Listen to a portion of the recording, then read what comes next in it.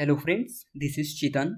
Now जो हमारे विदेश मंत्री हैं डॉक्टर एस जयशंकर, उन्होंने अमेरिका, वेस्टर्न कंट्रीज और चाइना को लेकर एक बहुत बड़ा बयान दिया। एस जयशंकर ने ये कहा कि अगर ग्लोबल साउथ की प्रॉब्लम्स पर ध्यान नहीं दिया गया तो G20 आगे नहीं बढ़ सकता। Means the core mandate of the G20 can not advance if the crucial concern of the global south are not addressed. Friends, आप जानते होंगे कि किस तरह डेवलप्ड कंट्री डेवलपिंग कंट्रीज को नजरअंदाज करती रहती है, उनकी प्रॉब्लम्स को नहीं सुनती और सिर्फ अपने में लगी रहती है। और इसी को लेकर हमारे जो विदेश मंत्री एस जयशंकर ने वेस्टर्न कंट्रीज को आईना दिखाया। समझेंगे क्या है पूरी न्यूज, लेकिन इससे पहले इन दो वर्ड्स को समझने का प्रयास करते हैं, global north and global south, क्योंकि इस न्यूज में इन दो वर्ड्स का बार बार यूज किया गया है। फ्रेंड्स, इंटरनेशनल पॉलिटिक्स को दो पार्ट्स में डिवाइड कर दिया गया, एक global north and global south. यहाँ देखिए, ये जो लाइन दिख रही है ना, इसके नीचे की सारी कंट्रीज को हम ग्लोबल साउथ बोलते हैं और इस लाइन की ऊपर सभी कंट्रीज को हम ग्लोबल नॉर्थ बोलते हैं। और ये लाइन डिवाइड करती है इन दोनों पार्ट्स को। लेकिन आखिर ये लाइन है क्या? फ्रेंड्स, ये लाइन अमीर और गरीब के बीच की एक रेखा है। ये लाइन डेवलप्ड नेशन और डेवलपिंग नेशन के बीच एक रेखा है।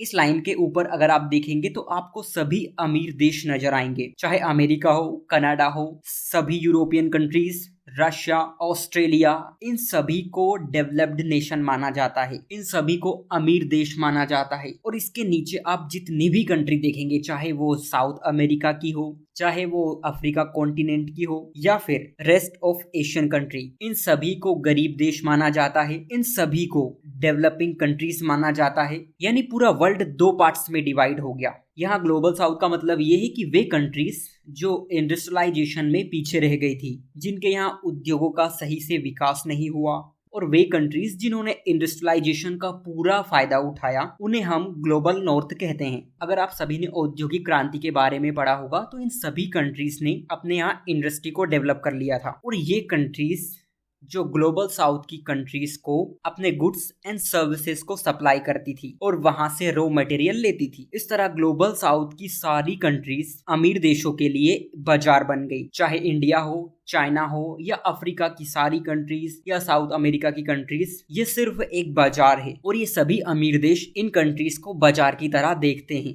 एक्चुअली हुआ ये कि नई दिल्ली में हमारे विदेश मंत्री B20 यानी कि बिजनेस 20 के एक शिखर सम्मेलन को एड्रेस कर रहे थे, जहां उन्होंने ये कहा कि G20 का जो मेन मोटिव है वो इकोनॉमिक ग्रोथ एंड डेवलपमेंट को प्रमोट करना है। लेकिन अगर ग्लोबल साउथ की प्रॉब्लम्स पर ध्यान नहीं दिया गया तो G20 का ये उद्देश्य कभी पूरा नहीं हो सकता। इसी के साथ उन्होंने कहा कि subsidy, technology, human resources and strategic choice के चलते ग्लोबल साउथ एक प्रोड्यूसर की जगह एक कंज्यूमर बनकर रह गया है। मतलब ये कि जो ग्लोबल साउथ की कंट्रीज हैं वो उत्पादक की बजाय सिर्फ उपभोक्ता बनकर रह गए हैं, सिर्फ ग्राहक बनकर रह गए हैं, जिनका सिर्फ एक ही काम है, सिर्फ खरीदना खरीदना खरीदना, जो खुद मैन्युफैक्चर्स नहीं कर सकते, जो खुद रिसर्च नहीं कर सकते, जिनकी सप्लाई चेन में ना के बराबर हिस्सेदारी है। इसी के साथ उन्होंने ये भी कहा कि ये एक अनडिनाएबल रियलिटी है कि इंटरनेशनल सिस्टम में, मतलब जो पूरी दुनिया की व्यवस्था है, उसमें ग्लोबल नॉर्थ का बोलबाला है। और ये G20 के कंपोजिशन में भी नजर आता है, क्योंकि अगर आप G20 की कंट्रीज देखेंगे ना तो ज्यादातर आपको वेस्टर्न कंट्रीज ही नजर आएंगी। और ये सिर्फ G20 की बात नहीं है, आप यूनाइटेड नेशन में देख सकते हैं, आप G7 में देख सकते हैं, मतलब हर जगह इन्हीं देशों का डोमिनेंस है। इसके साथ ही एस जयशंकर ने ग्लोबलाइजेशन की प्रोसेस पर भी सवाल उठाई कि अब ये कम मायने रखता है कि ग्लोबलाइजेशन की प्रोसेस और अपॉर्चुनिटीज प्रोवाइड करती है, क्योंकि जैसे जैसे ये प्रोसेस बढ़ती गई, वर्ल्ड में इनइक्विटीज एंड अनइवननेस बढ़ती गई। ये स्थिति कोविड के टाइम पूरी दुनिया ने देखी कि किस तरह अमीर देश गरीब देशों की हेल्प नहीं कर रहे थे, चाहे वो वैक्सीन सप्लाई हो या फूड सप्लाई हो। गरीब देशों को अपने हाल पर छोड़ दिया गया।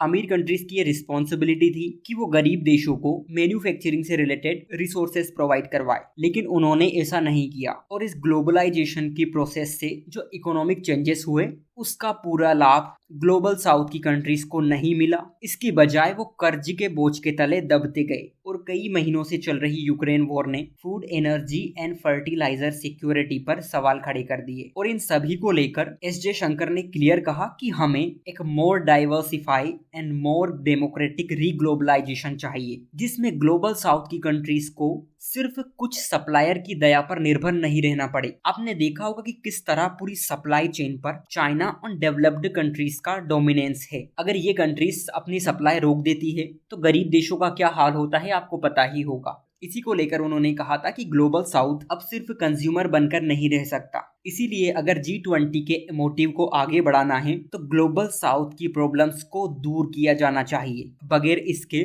G20 का एम पूरा नहीं हो सकता। एस जयशंकर ने इस बात पर भी जोर दिया कि एक न्यायपूर्ण दुनिया तभी बन सकती है जब इन्वेस्टमेंट, ट्रेड एंड टेक्नोलॉजी के डिसीजंस ग्लोबल साउथ को ध्यान में रखते हुए लिए जाए। फ्रेंड्स, पिछले साल भारत ने जब G20 की अध्यक्षता संभाली थी तो इंडिया इस बात से पूरी तरह अवेयर था कि G20 के एजेंडे में ग्लोबल साउथ की प्रायोरिटी को केंद्र में रखा जाए, क्योंकि भारत ये चाहता था कि ग्लोबल नॉर्थ की कंट्रीज सिर्फ अपनी प्रॉब्लम्स को ही ना देखें बल्कि ग्लोबल साउथ की कंट्रीज की प्रॉब्लम्स को भी देखें, उनकी हेल्प करें, उनके डेवलपमेंट के मॉडल को सपोर्ट करें, उन्हें प्रमोट करें। लेकिन वो ऐसा नहीं करते। इंडिया ने फिजी और म्यांमार से लेकर मोजाम्बिक, यमन और तुर्की तक जो आपदा आई थी, इमरजेंसी आई थी और जो कन्फ्लिक्ट की सिचुएशन बनी थी, उससे निपटने के लिए सबसे पहले अपना रिस्पॉन्स दिया था। कोई डेवलप्ड नेशन उनकी हेल्प के लिए आगे नहीं आया। फ्रेंड्स, आप ये बताइए कि ये डेवलप्ड कंट्री कितनी सेल्फिश है। मतलब ये है ना कि किसी की हेल्प के लिए आगे ही नहीं आती। और इन्हीं सब को लेकर जो हमारे विदेश मंत्री एस जयशंकर हैं, उन्होंने ग्लोबल नॉर्थ की कंट्रीज को चेतावनी दी। देखते हैं इंडिया की G20 लीडरशिप में क्या आउटकम्स निकल के आते हैं। सो आज के लिए इतना ही। Thank you.